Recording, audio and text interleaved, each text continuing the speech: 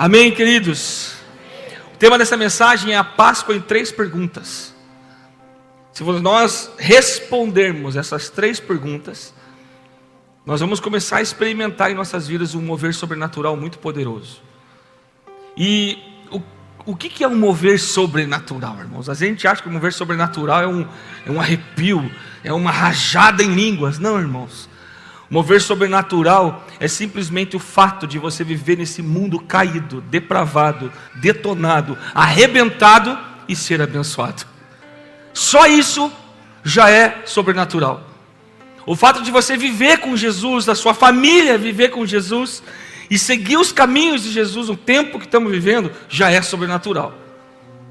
Mas eu quero que você entenda que o Senhor quer revelar algo poderosamente sobrenatural em você e através de você. Eu vou falar algo para você, irmãos. Eu acho muito poderoso quando eu experimento o sobrenatural de Deus na minha vida, mas é muito mais prazeroso ver o sobrenatural de Deus na vida das pessoas, através da sua vida. É muito gratificante. E essas 3 perguntas eu creio que vai ser muito legal a gente responder. E no final eu sei que o Espírito Santo vai mexer muito no seu coração. Primeira pergunta: por que Jesus veio para a terra? Ai, pastor, que pergunta? Eu já sabia. Então tá, vamos ver. Vamos ver. Por que Jesus veio para a terra? Sabe, irmãos, nós podemos dizer que Jesus veio para dar exemplo? Sim, claro, ele veio para dar exemplo. A terra precisava de um exemplo? Precisava. O ser humano precisava de um modelo para seguir? Sim. Mas não é o principal motivo pelo qual Jesus veio para a terra. Jesus, que habitava de eternidade, que habita de eternidade a eternidade com o Senhor, aquele que estava lá antes da criação do mundo, antes da fundação do mundo, ele já era, e de repente veio parar na terra, aqui, com a gente, com você, comigo. Talvez possa falar assim: mas Jesus veio porque ele ama. Sim, também, veio trazer o amor ao mundo, veio, mas ainda não é o principal motivo pelo qual Jesus veio para a terra. O Senhor diz: e o verbo se fez carne e habitou entre nós. Então Jesus veio trazer a palavra criadora. Sim, também, mas ainda não é o principal motivo de Jesus ter vindo à terra. Eu acho muito poderoso, irmãos, quando Jesus Cristo foi preso no Getsemane. Quando os soldados romanos chegaram para prender ele, eu fico imaginando, irmãos, ele poderia ter chamado um anjo. Afinal de contas, um anjo desceu do céu e prendeu Satanás no inferno. Um anjo. Não foi um serafim, um surubim, não, foi um anjo. Prendeu Satanás no inferno. Jesus podia ter chamado uma milícia de anjos para proteger ele, ele não chamou. Olha o que nós lemos em João 12, 27. Agora minha alma está angustiada, e o que direi? Pai, salve-me desta hora? Não, pois foi precisamente com este propósito que eu vim para esta hora. De que hora que Jesus está falando? Hora da morte. Jesus veio para morrer por mim e por você. Que igreja fria, que não deu nem um aleluia e um glória a Deus. No mínimo um glória a Deus. Não para me empolgar, mas para dar glória a Deus em gratidão. Eu não preciso de empolgação da plateia, eu preciso de uma plateia grata a Deus. No mínimo. Jesus veio para morrer para você, infame pecador como eu. Jesus veio para fazer algo que ser humano nenhum na terra poderia fazer: morrer pelos nossos pecados. João 10, 18. Aí você pode falar: então Jesus veio como mártir. Não veio, não. Não, Jesus não foi mártir. Ninguém tira a minha vida, pelo contrário, eu espontaneamente a dou. Eu tenho autoridade para entregá-la e também para revê-la. Este mandamento recebi do meu Pai. Uau! Ninguém rouba a minha vida, ninguém me mata, eu entrego e depois eu vou reavê-la. Então o mártir não faz assim. Jesus entregou a sua vida e depois ele vai rever a sua vida. Por quê? Por que que ele fez isso? Para quê? Para nos salvar. Você pode estar falando assim, meu Deus, pastor, essa palavra aí eu já conhecia, eu já sei, tal. Beleza, vamos ver se você vive isso. Vamos viver isso. Vamos dar significado para essa Páscoa que nós estamos vivendo hoje. Outra coisa interessante desse momento da salvação, desse momento de cruz, foi quando Jesus estava lá na cruz. Beleza, ele veio para morrer, legal. Estava lá no Getsemane, foi preso, não chamou o exército do céu para proteger ele. Tudo bem. Aí de repente Jesus está na cruz, pregado, e ele grita, Eloi, Eloi, lema sabachthani, ou seja, meu Deus, por que me abandonaste? Aí você pensa, poxa, né, pode falar assim, Jesus agiu na emoção. Não, irmão, não agiu na emoção. Agora eu queria que você pensasse comigo o momento que está acontecendo na hora da cruz. Jesus, que estava antes da fundação do mundo, lá. O Jesus, que é o mesmo Deus de eternidade a eternidade. Agora tem umas ondas novas falando aí, querendo separar Jesus de Deus. Vai umas viagens, irmão, só o sangue do Cordeiro, meu. Daqui, de eternidade a eternidade. Antes da fundação do mundo ele já era. Aí o que acontece? No momento da eternidade, num dado cliquezinho, num momentinho específico, o pecado de toda a humanidade está canalizado em Jesus. O pecado de antes, o pecado daquela hora e o pecado de agora, que nós estamos vendo hoje, do futuro lá, né? E do futuro nosso aqui. Foi canalizado em Jesus. Todo o pecado foi canalizado nele. E aí tem uma coisa, irmãos, não há comunhão entre Deus e trevas. Pecado é treva.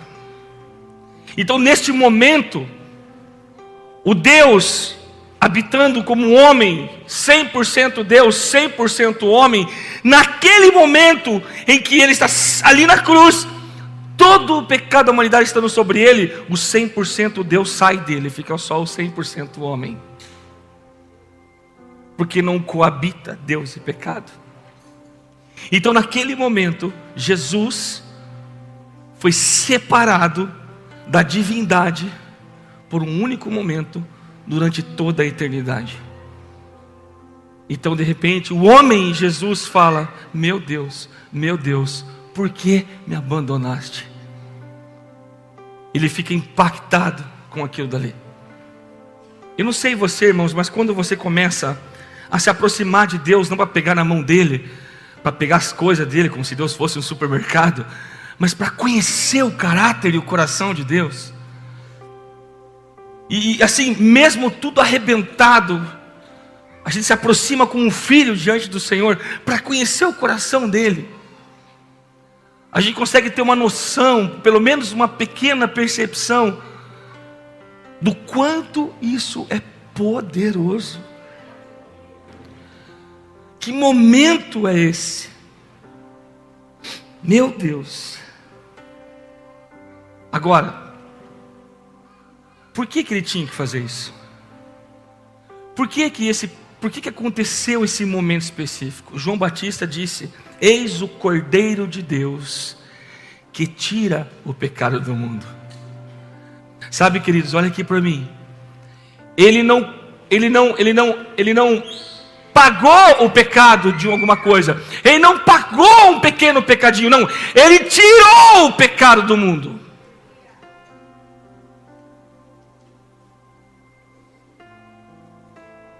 Mas pastor, por que eu peco? Porque é desobediente. E porque nós somos fracos. Carecemos da graça de Deus.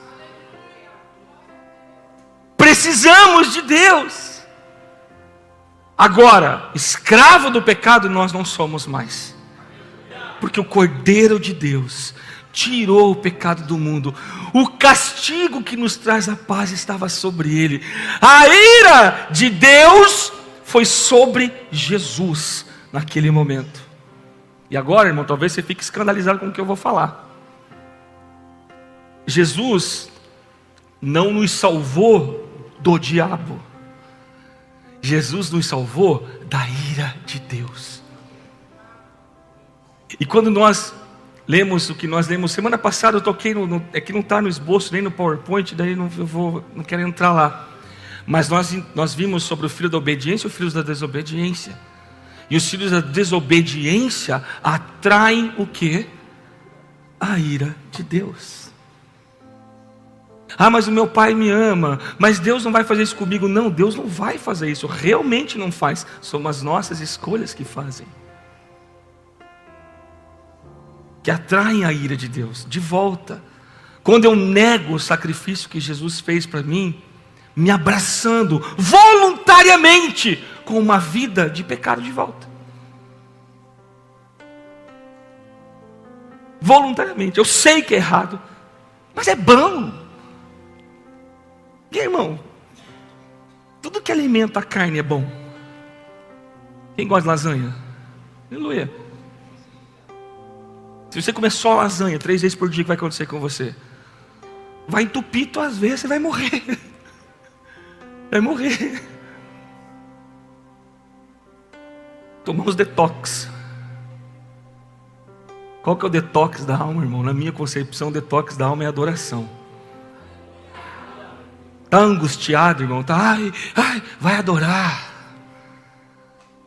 Se tranca no quarto, bota um louvor alto, ninguém vai ouvir tua voz horrível. Alguns têm a voz bonita, né? A maioria não. Mas e daí, cara? Só eu e Deus. Agora levanta o volume, nem você ouve a tua voz direito. Sai de lá rouco, mas sai lavado, desintoxicado. Da onde que vem então? Por que João Batista falou: eis o Cordeiro de Deus que tira o pecado do mundo? Para os judeus, o Cordeiro que tira pecado tem um significado muito grande, muito poderoso. O termo, a palavra Páscoa vem no hebraico Pessah, né? Com CH dá esse som aí, que se refere à festa da Páscoa. Aquela festa da Páscoa lá do Egito, onde os israelitas fugiram do Egito. Aquela de matar o cordeiro, de colocar o sangue nos umbrais. Bom, vamos ler o texto, Êxodo 12, 23.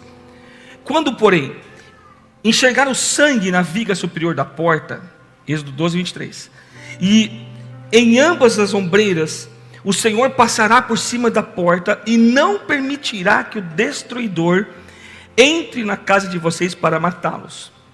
Isso aqui é tremendo. Essa palavra que eu disse, passar por cima, é o radical da palavra Páscoa, Pessah. E então, essa palavra Pessah significa passar por cima.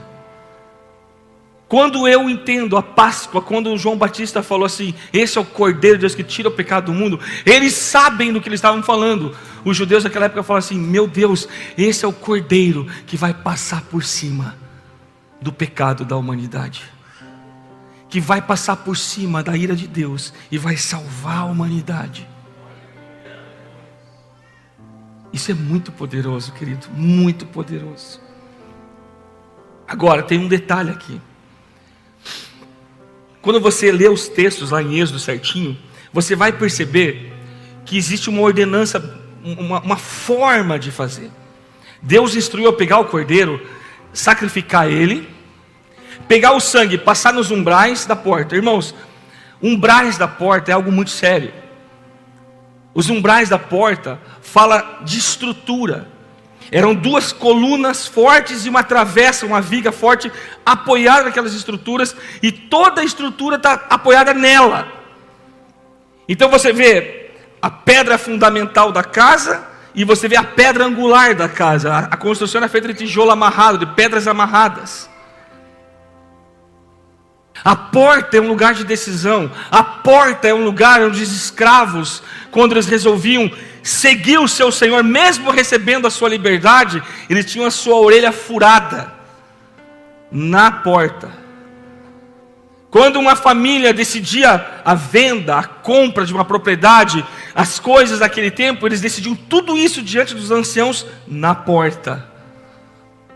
O Senhor fala em Salmo 127, bem-aventurado é o homem que enche a sua aljava de flechas, ou os filhos.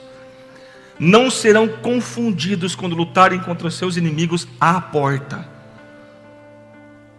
Então a porta fala de um lugar de decisão. Fala de um lugar de autoridade também. Agora eu acho legal que após passar o sangue do cordeiro nos umbrais da porta, eles tinham que entrar com a sua família e comer o churrasco com a sua família. Eis o grande alvo do diabo nos últimos tempos, sempre foi destruir a família. O Senhor nos ensinou que seríamos salvos nós e a nossa casa.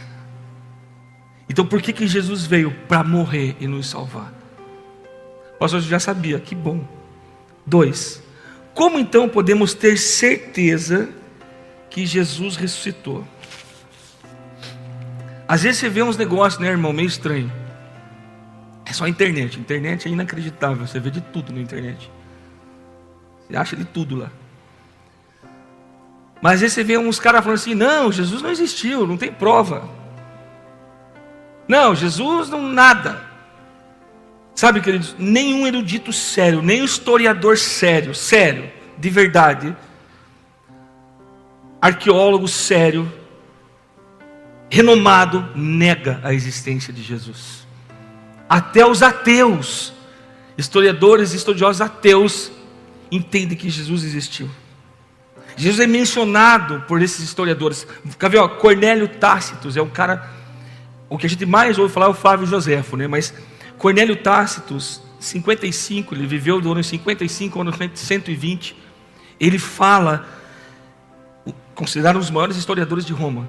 Até hoje seus estudos estão lá. Ele fala de um tal de Jesus Cristo que foi crucificado em Jerusalém e que seus discípulos, os seus seguidores, não paravam. Flávio Joséfo, de ano 30 a 100, ele nasceu, Jesus estava por ali ainda. Ele também faz menção de Jesus que existiu. E vários outros historiadores falam sobre isso. Até hoje esses caras falam. Agora,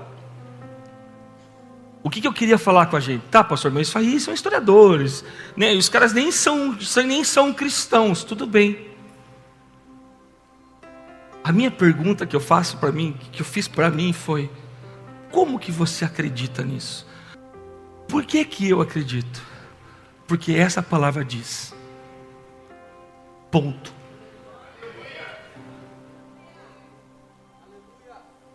Não, mas tem que ver. Não. Está aqui. E aqui diz que ele ressuscitou. Não, irmão, para de viagem. Está aqui. E esse livro diz que Jesus ressuscitou. Ponto final. Não tem. Sabe por que às vezes a gente fica viajando? Não, pois é. Aí começa a ouvir um monte de gente que fala um monte de baboseira, menos do que está escrito aqui dentro, de forma simples. É que se fosse hoje, irmãos, a morte de Jesus, sabe como que ia ser? Ou o templo de Jesus? Eu fico imaginando Pedro, aquela multidão empurrando, catando o sinal do Wi-Fi porque os dados dele deu ruim. De repente ele dá uma, como é que é? Roteia, é isso, né? No celular do João, que é o discípulo que Jesus amava, então quem sabe, sei lá. Tá ali, e de repente, pô, Senhor, todo mundo te toca, e você vem perguntar quem te tocou. Não, mas de mim saiu o poder. Aí Pedro conhecia a mulher que foi curada. Daqui a pouco Pedro, hashtag curada.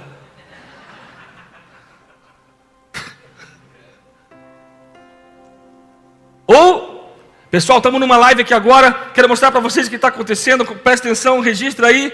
Vira a câmera, o paralítico descendo do telhado. Até os trend, que agora descobri que tem esses trend. É TikTok, trend? Ou é Instagram? Umas dancinhas, umas musiquinhas. Estava conversando com o líder adolescente, irmão. E nós temos que trazer a mensagem na linguagem deles. Esses caras sabem tudo de Instagram. Nossa, eu sou Zezão, cara. Se a galera que cuida do meu Instagram não cuidar, eu não faço nada, porque eu sou ruim. Eu não entendo. Mas se fosse hoje, nós íamos ver lá um podcast. @Maria. @Mãe Jesus. Hashtag esposa de José. E aí, José, como é que foi ouvir de Maria, José? Aí José lá com um fonezinho. Então, cara, estava lá e sendo gravado, transmitindo online para tudo quanto é lado. @enviado por Deus. Eles não tinham isso. O que eles tinham? Papel e caneta. E onde que está o @ é nós Jesus? Está aqui. O que está faltando é você abrir e dar um like. O que está faltando é você abrir e curtir. O que está faltando é você abrir e seguir.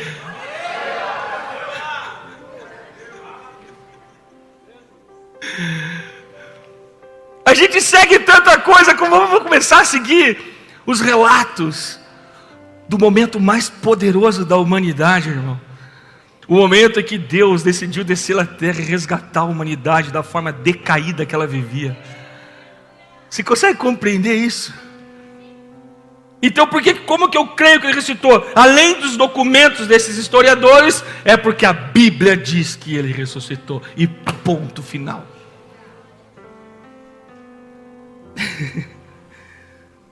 Imagine, cara, um podcast com Maria e José. José, fiquei meio incomodado. Se o anjo não aparece para mim, ia ficar cabreiro.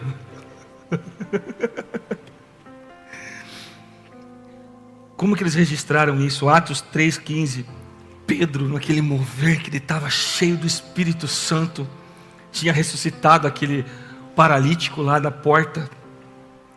E ele fala: vocês mataram o autor da vida, a quem Deus ressuscitou dentre os mortos, do que nós somos testemunhas. Uau! Testemunho da ressurreição de Cristo. Pastor, eu não vi, então não sei não. Então pelo menos leia e creia. E seja testemunho da ressurreição do teu Senhor. Porque é o seguinte, irmão, o túmulo de Maomé está lá,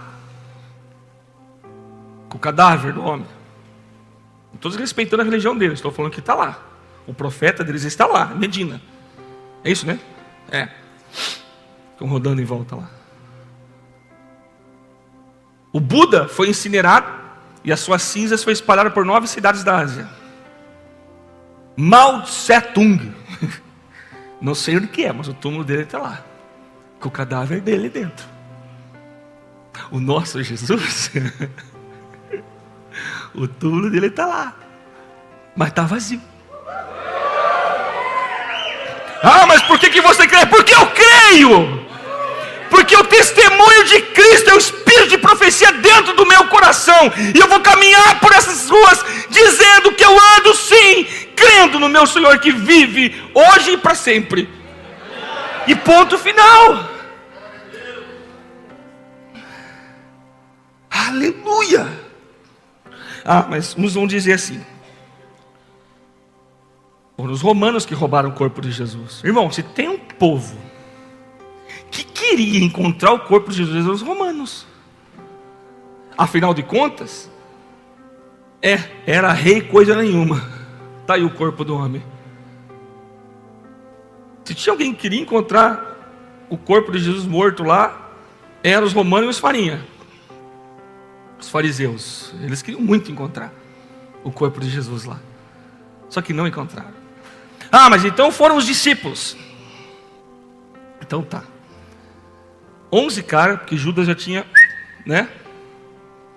O remorso, em vez do arrependimento, causa esse tipo de coisa, né, cara?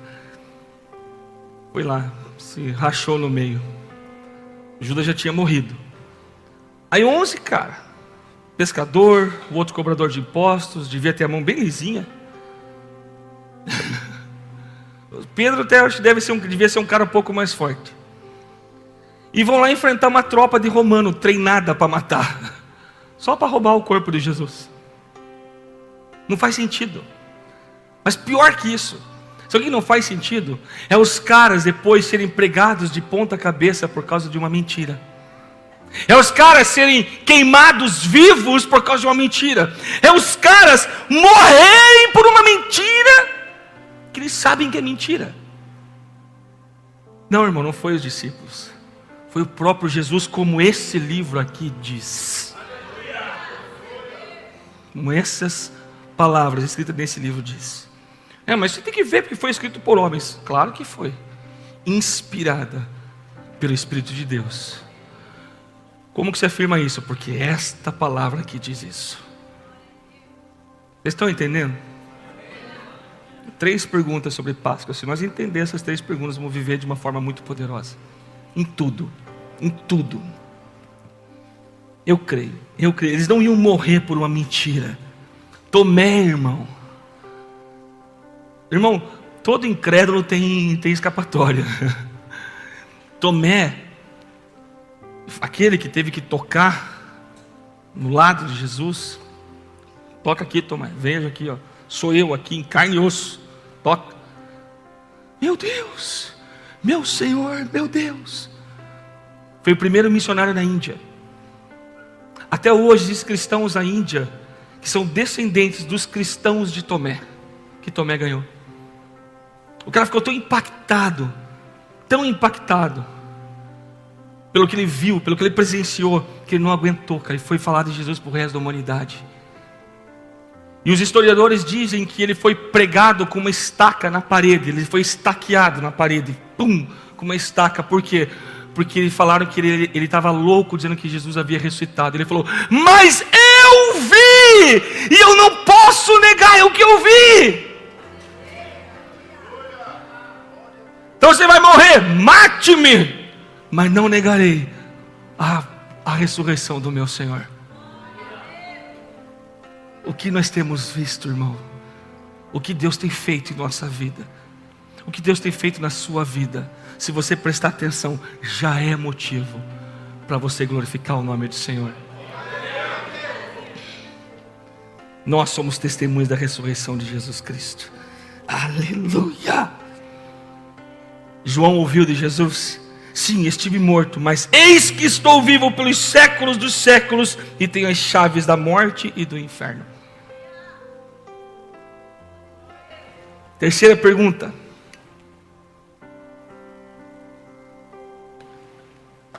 Qual deve ser a minha resposta? Qual deve ser a minha resposta? 2 Coríntios capítulo 5, versículo 14. Pois o amor de Cristo nos domina, porque reconhecemos isto: um morreu por todos, logo todos morreram. Uau! Quando Jesus, para me salvar, morreu naquela cruz, quando eu entrego minha vida para Jesus, eu também morro com Ele naquela cruz. E quando Jesus ressuscita pelo poder de Deus, a minha vida, nova vida, também ressuscita com Ele. E no mesmo poder que ressuscitou Jesus, hoje eu vivo a minha vida para Cristo, com Cristo e em Cristo. Versículo 15: e Ele morreu por todos, para que os que vivem não vivam mais para si mesmos, mas para aquele que por Ele morreu e ressuscitou.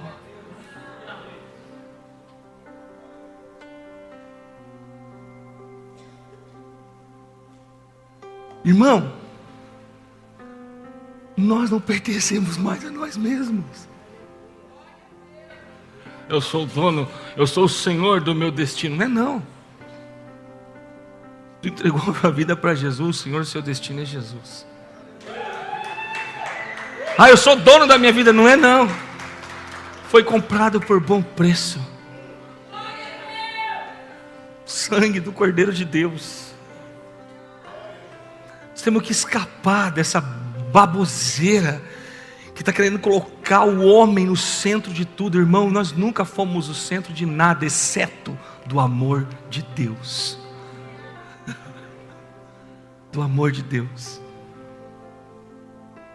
Ele morreu por nós. Está aqui, Bíblia, segundo carta de Paulo aos Coríntios, capítulo 5, versículo 15. E ele morreu por todos para que os que vivem... Alguém está morto aqui? Estamos vivos? Então tá, opa. Mas então nós que vivemos, não vivamos mais para nós mesmos, mas para aquele que por nós morreu e ressuscitou, Jesus, o Cristo, o Filho do Deus vivo. Meu Deus do céu. A religião de ser até com um certo sentido bem motivada, com uma intenção boa, errou. A pessoa é salva, entrega a vida, creu em Jesus, tem fé em Jesus, é salva.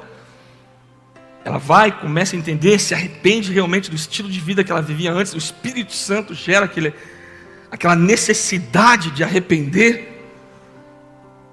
Batiza, morre para esse mundo, nasce em Jesus Cristo, uma nova criatura.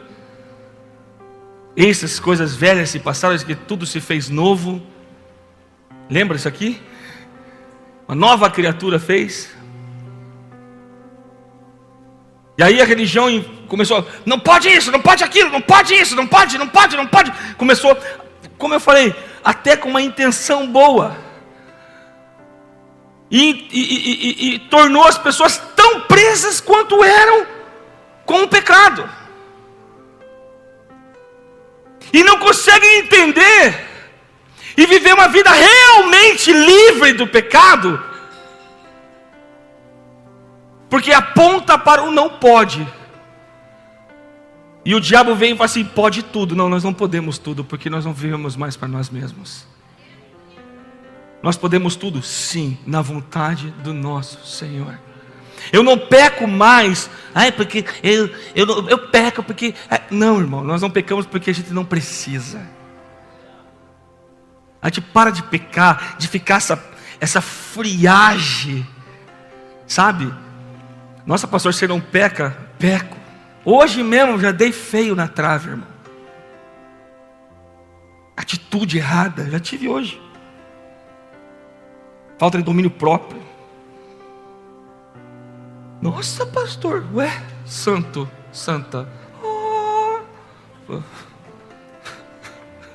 Olha por mim. Essa salvação, irmão, essa liberdade que Jesus nos deu, não é um green card para você viver levianamente abraçado com o capeta da forma que nós vivíamos antes.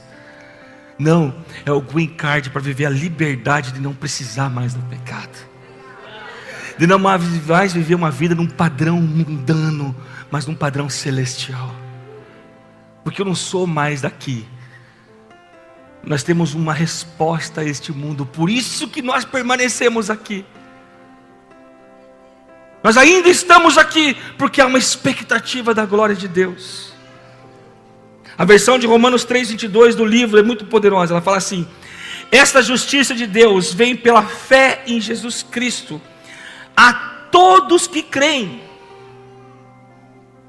E todos nós podemos ser salvos nesta mesma maneira, não importa quem somos ou o que fizemos. Sabe, querido, nós temos que entender que a forma que nós chegamos e somos amados por Deus é a forma inicial, caída. Nós nos aproximamos de Deus, somos salvos por Jesus do jeito que a gente é. Estragado, extraviado. Agora, eu gosto da frase que o pastor Eibe nos ensina. Nós amamos muito você, nós aceitamos você do jeito que você é. Nós amamos tanto você que nós não vamos permitir que você permaneça assim. Aqui entra o processo de arrependimento, de conversão. O processo de mudança de vida. O processo de repadronização da sua vida. De reconstrução baseado na vontade do Senhor escrita nesse livro. Deus aceita as pessoas por meio da fé que elas têm em Jesus Cristo. Deus te aceitou porque você creu em Jesus Cristo. Deus aceita você não porque você faz tudo certo. Claro que nós devemos entrar nesse processo de acertar, mas isso vem depois que você entrega tudo a Ele. Fala tudo a Ele. Ele não te aceita pelos seus méritos. Dá para pensar, irmão? Jesus não te aceitou por mérito. O que você te fez para ser salvo? Quem somos nós na fila do pão, irmão? Hoje mesmo, talvez antes de vir para a igreja você brigou com a sua esposa. Meu Deus, o pastor é profeta, revelou. Eu sempre compartilho esse testemunho indo para a igreja lá no Brejatuba. Nós estávamos, o Israel devia ter uns 6 anos de idade no máximo, não lembro muito bem, mas era no máximo 6 anos, ele estava na cadeirinha ainda. E eu e a Fran, não, porque você, porque imaturo é assim, né? Porque você. A arrogância do imaturo, né? Não quebranta, não pede perdão, não se submete, não... enfim, aquela palhaçada. Isso, só eu e a Fran fizemos, vocês não fazem. Vocês são muito santos. Aí papai, daqui a pouco Israel no meu ombro. Pai, eu tô conversando com a sua mãe, rapaz. Pai. Indo para a igreja, pregar, irmão. Pai, do que, Israel? Nessa pegada. Que, Israel? Fala, piá. Ó, desse jeitinho assim, com a mãozinha. Agora ele tá dedudo. Mas ele é pequenininho, mais gordinho. Ó, quando eu e o mano brigamos, você e a mãe pode corrigir a gente. Quando vocês dois brigam, nós não podemos corrigir vocês. Mas ele fez assim com a outra mãozinha. Mas Jesus pode. Falei, misericórdia, profetinha rachando a cabeça da gente, já de cara. Não, Jesus não te aceita através dos seus méritos. Jesus te aceita porque Ele te amou, cara. Como que Deus me ensinou isso? Como que Deus mostrou a resposta que eu devo dar ao meu Senhor? Como que eu discerni isso tudo?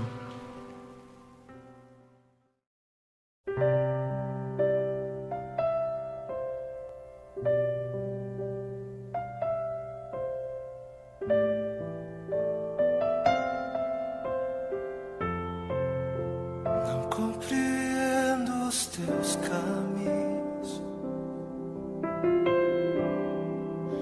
mas te darei a minha canção, doces palavras te darei,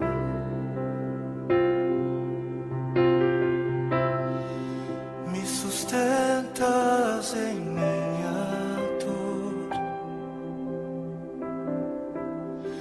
e isso me leva mais perto de ti, mais perto dos teus caminhos,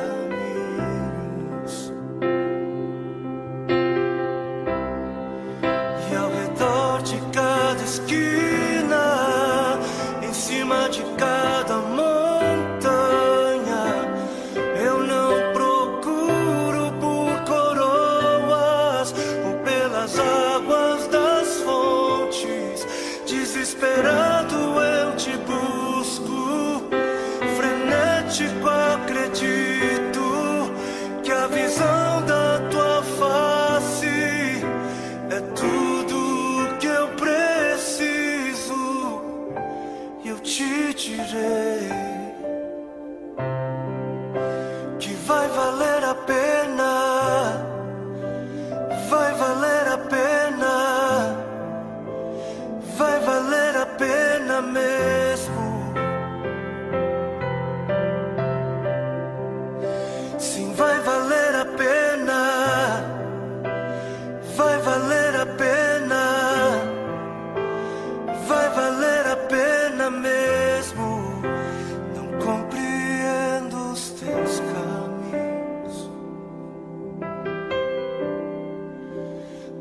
darei a minha canção, doces palavras te darei, te darei, te darei.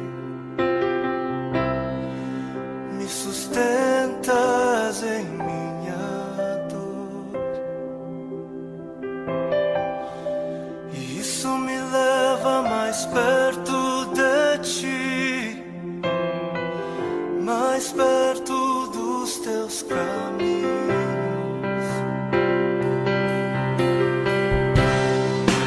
E ao redor de cada esquina, em cima de cada montanha, eu não procuro por coroas ou pelas águas das fontes.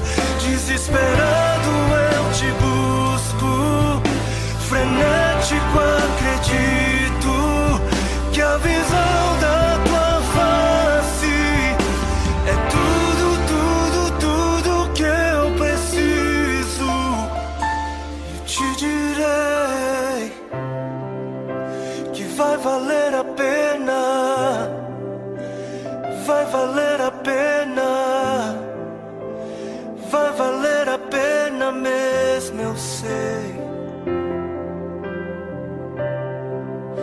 Que vai valer a pena, vai valer a pena, vai valer a pena, eu sei que vai, eu sei que vai. E o grande dia haverá de chegar, oh, quando eu e você nos encontraremos com Ele naquele dia. Oh, e eu e você cantaremos em uma só voz a Ele, a Ele, a Ele.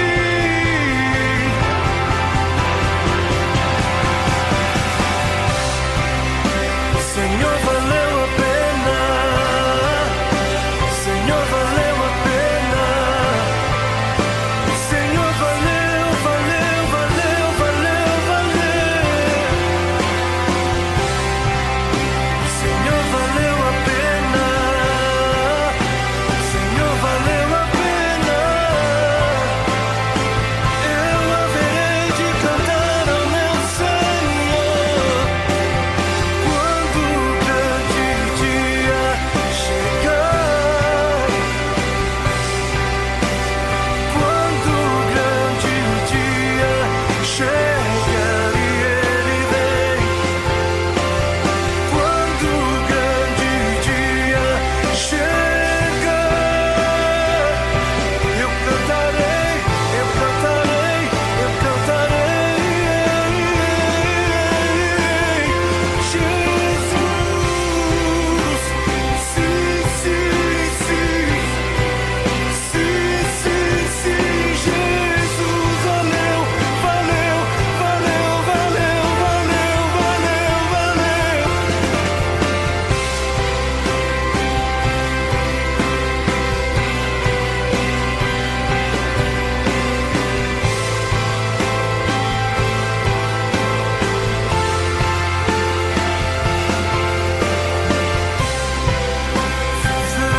ti, morrer pra ti.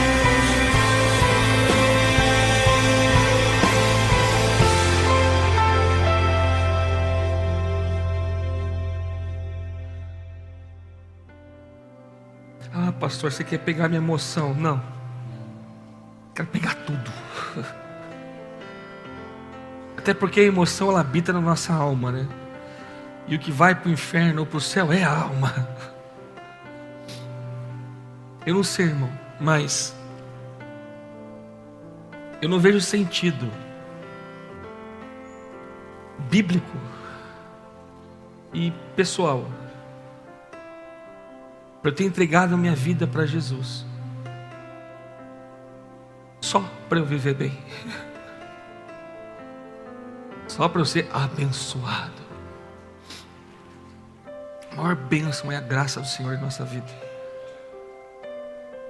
Eu creio que o maior propósito, a maior resposta que a igreja de Jesus, os comprados pelo sangue do Cordeiro, pode dar,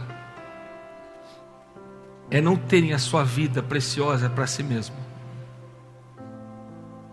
contanto que se cumpra com alegria o chamado que o Senhor Jesus deu à igreja, não ao pastor, ao pregador, ao evangelista, ao apóstolo, não, a igreja, de ministrar o evangelho da graça de Deus, até que Ele venha. A nossa resposta da Páscoa é ser Páscoa, é ser a morte e ressurreição de Jesus, é caminhar pelas ruas dessa cidade ou de onde você estiver, sendo o que Jesus lhe chamou para ser. E eu queria chamar você que está aqui hoje com a gente, que você sabe que você, eu não vou dourar a pílula, você desviou. Não, mas eu só não vim para a igreja, mas eu me afastei de Deus. Não, isso é mentira do diabo. Você afastou da igreja, você afastou de Deus? Sim, porque o corpo de Cristo é a igreja. Eu não preciso de prédio, não, você precisa estar junto. Corpo, não existe verruga no corpo de Jesus. Existe. Talvez você nunca entregou a tua vida para Jesus. Está aqui nessa noite e você nunca entregou a vida para Jesus. Agora é a hora. Eu vou ficar aqui no meu lugar, aceitando Jesus aqui. Eu fico imaginando Jesus sentado lá no Getsemane.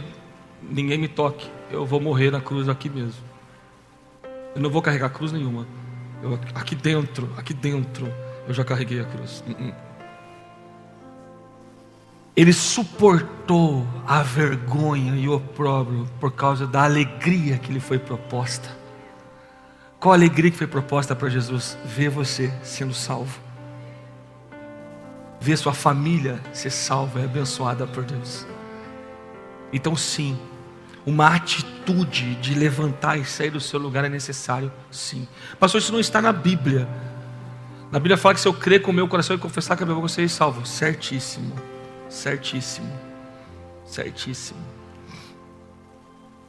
Mas eu creio que assim como Jesus fez, nós devemos fazer também. Ele lavou os pés dos irmãos, ele carregou a cruz que não era dele, e ele falou: aquele que quiser ser meu discípulo, negue-se a si mesmo, tome a sua cruz e siga-me. Então eu queria te convidar a reatar com Jesus. Ou se de repente você nunca entregou a tua vida para Jesus, a entregar agora. Precisa pedir para a igreja ficar de pé, daí fica mais tranquilo. Isso. Sai do teu lugar, irmão. Vem aqui para frente. Entrega a sua vida para Jesus. Amém, amém, princesa. Amém, amém, amém. Amém, amém. É isso, meu irmão. Yeah! Yeah! Ela quis vir entregar a vida para Jesus. Amém, amém, amém. Uau. Vamos orar? É importante falar, tá? Romanos 10:9. Se você crê no seu coração e confessa com a sua boca, então tem que falar. A voz tem que sair assim. Fala assim: Jesus, hoje eu reconheço que sou pecador. E também reconheço que o Senhor é o único que pode me tirar do pecado e tirar o pecado de mim. Por isso, crendo no meu coração que o Senhor é o Filho de Deus, que o poder de Deus te ressuscitou no terceiro dia, eu confesso com a minha boca que o Senhor é o único, suficiente, Salvador e Senhor da minha vida. Jesus, eu creio que o Senhor ressuscitou e que essa vida que o Senhor tem na sua ressurreição eu recebo agora, em o nome de Jesus. Jesus, eu creio que hoje a minha vida mudou de uma vez por todas, porque o Senhor entrou no meu coração e eu entrei no céu. Aleluia!